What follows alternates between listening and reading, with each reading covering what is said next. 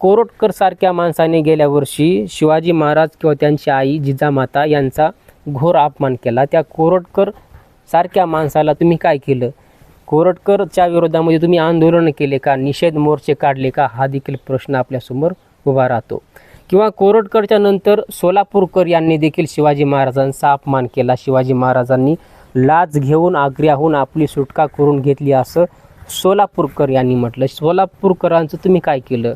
किंवा आजके शिवाजी नरेंद्र मोदी अशा टायटलचं पुस्तक तुम्ही प्रदर्शित केलं आणि हे पुस्तक प्रदर्शित होताना देखील तुम्ही कोणताही निषेध केला नाही, निदर्शनं केली नाही. म्हणजे आजचे शिवाजी हे नरेंद्र मोदी म्हणजे शिवाजी महाराजांची तुलना तुम्ही नरेंद्र मोदीसोबत करता. काँग्रेसचे प्रदेशाध्यक्ष हर्षवर्धन सपकाळ यांनी शिवाजी महाराजांची तुलना टिपू सुलतानसोबत केली.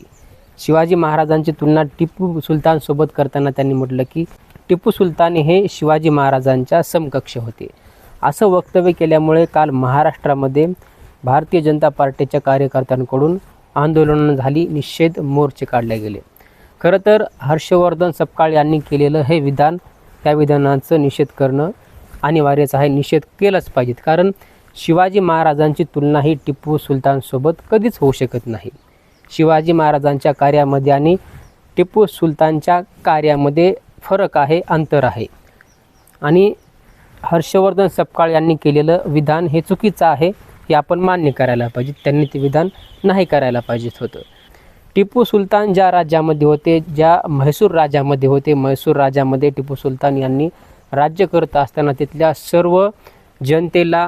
सर्व जनतेसोबत एकोप्याने सलोख्याने वागायचा प्रयत्न केला. सर्व जनतेला समान वागणूक दिली होती.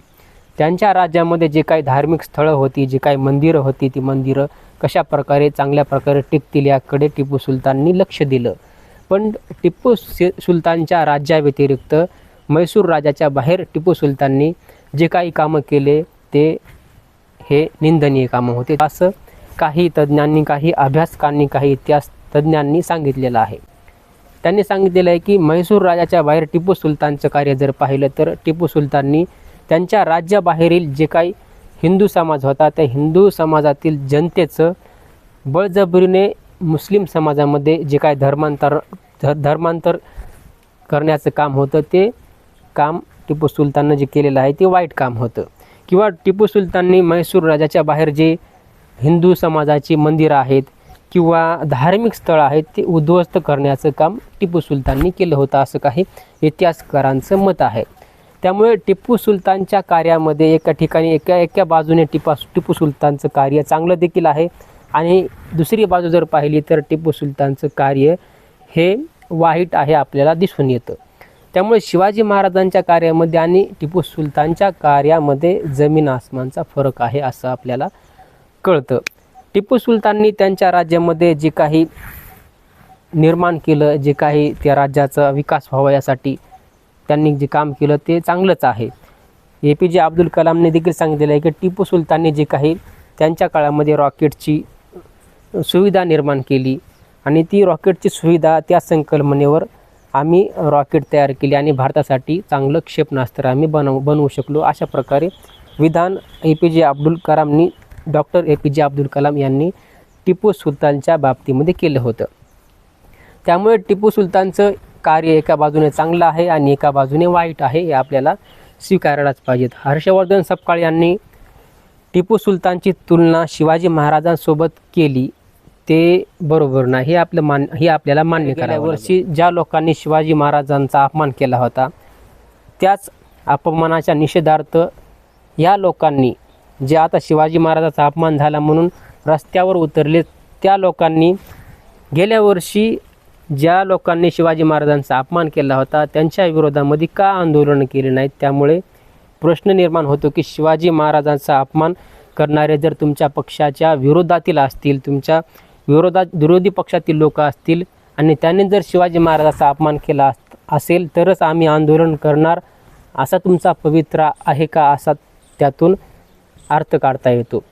त्यामुळे गेल्या वर्षी जे काही राज्यपाल होते किंवा 2 वर्षापूर्वी जे काही राज्यपाल होते भगतसिंग कोश्यारी, यांनी वक्तव्य केलं होतं की चाणक्याशिवाय चंद्रगुप्ताला कुणीही विचारणार नाही, त्याचप्रमाणे समर्थ रामदासांशिवाय शिवाजी महाराजांना कोणीही विचारणार नाही असं म्हणत भगतसिंग कोश्यारी यांनी शिवाजी महाराजांची तुलना समर्थ रामदासांसोबत करत त्यांनी म्हटलं होतं की समर्थ रामदास हे शिवाजी महाराजांचे गुरु आहेत.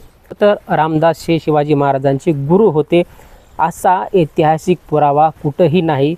आणि जर तुम्ही शिवाजी महाराजांचे गुरु समर्थ रामदास नसताना देखील शिवाजी महाराजांचे गुरु समर्थ रामदास आहेत असं म्हणत असाल आणि या देशामध्ये खोटा इतिहास पसरवत असाल आणि त्याच माणसाला जर तुम्ही पद्मविभूषण सारखा पुरस्कार देत असाल तर मग तुम्हाला काय म्हणायला पाहिजेत हा प्रश्न जनतेसमोर उभा राहिला.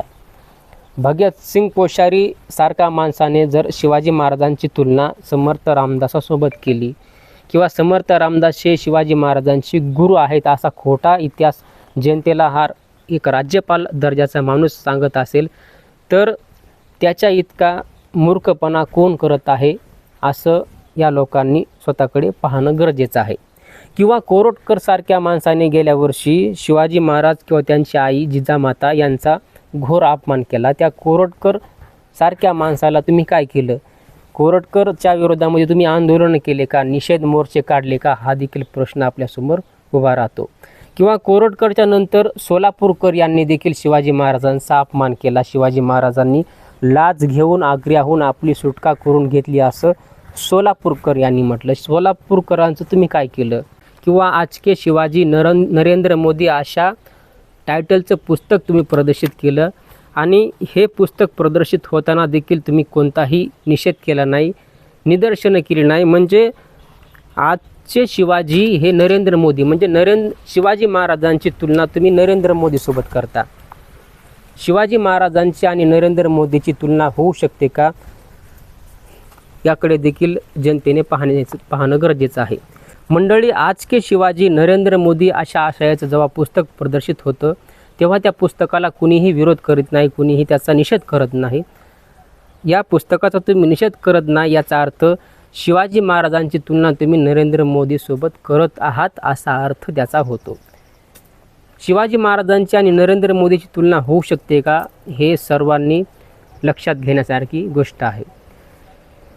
शिवाजी महाराजांचं कार्य आणि नरेंद्र मोदीचे कार्य यामध्ये जमीन आसमानचा फरक आहे. दोघांचं कार्याची तुलना कधीच करता येत नाही, सर्वांनाच माहीत आहे. पण तुम्ही जाणून बुजून शिवाजी महाराजांची तुलना नरेंद्र मोदीसोबत करून शिवाजी महाराजांचा घोर अपमान करताय का असा प्रश्न इथे उपस्थित होतोय. आज हे घडीला जर पाहिलं तर अमेरिका आणि भारताचा एक व्यापार करार झालेला आहे. भारत अमेरिका जो काय व्यापार झाला आहे त्या व्यापारामध्ये भारत देशाला अक्षरशः नरेंद्र मोदींनी विकून टाकले असं काँग्रेसचे राहुल गांधी यांनी सांगितलेलं आहे. आणि या करारामधील ज्या काही गोष्टी घडलेल्या आहेत, जे काही करार झालेले आहेत त्यामध्ये शेतकऱ्यांच्या हिताचं शेतकऱ्यांच्या हितासाठी कोणते पाऊल तुम्ही उचललेले आहेत किंवा शेतकऱ्यांच्या उत्पन्नामध्ये वाढ होण्यासाठी तुम्ही काय काय केलेलं आहे ते स्पष्ट करणं गरजेचं आहे. उलट या देशातील शेतकरी कशा प्रकारे डबघाईला येईल, शेतकऱ्यांच्या गळ्याला कशा प्रकारे फास लावला जाईल अशा संबंधीचे जर तुम्ही अशा आशयाचे मुद्दे जर तुम्ही त्या करारामध्ये मांडत असाल तर कुठेतरी हा देश दावणीला बांधला जातोय का हा प्रश्न उपस्थित होतोय. आता एक देश म्हणतो की भारतानं रशियाकडून तेल खरेदी करू नये, भारताने व्हेनेझुएलाकडून तेल खरेदी करावं. आता भारताने कोणत्या देशाकडून तेल खरेदी करायचं हे भारताचा विषय राहिला, भारताच्या पंतप्रधानांचा हक्क राहिला. पंतप्रधानांच्या मनावर राहिलं की भारताने कोणत्या देशाकडून तेल घ्यायचं आणि कोणत्या देशाकडून तेल घ्यायचं नाही.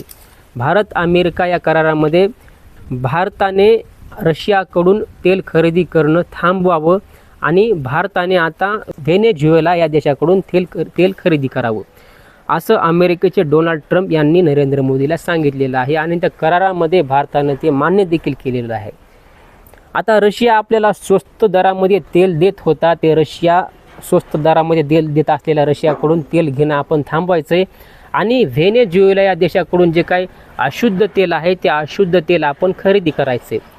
रशिया आपल्याला शुद्ध तेल देत होता, ते शुद्ध तेल घेण्याऐवजी आता आपल्याला अशुद्ध तेल घ्यायचे, अशुद्ध तेलाला शुद्ध करायचे आणि मग तेल आपण वापरायचे. अशा प्रकारचे करार जर तुम्ही करत असाल तर नरेंद्र मोदीचा आणि शिवाजी महाराजांची तुलना, नरेंद्र मोदीची तुलना शिवाजी महाराजांसोबत होतच नाही.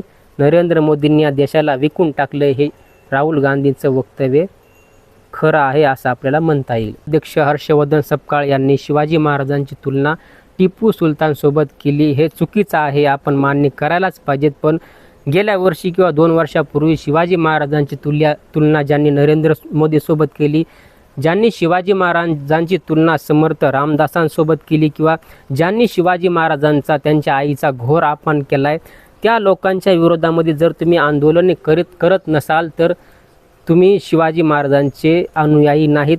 तुम्हाला आता देखील आंदोलन करायची कोणतीही खास तर मुभा नाही असं म्हणता येईल. मंडळी, थांबूया तिथेच. धन्यवाद.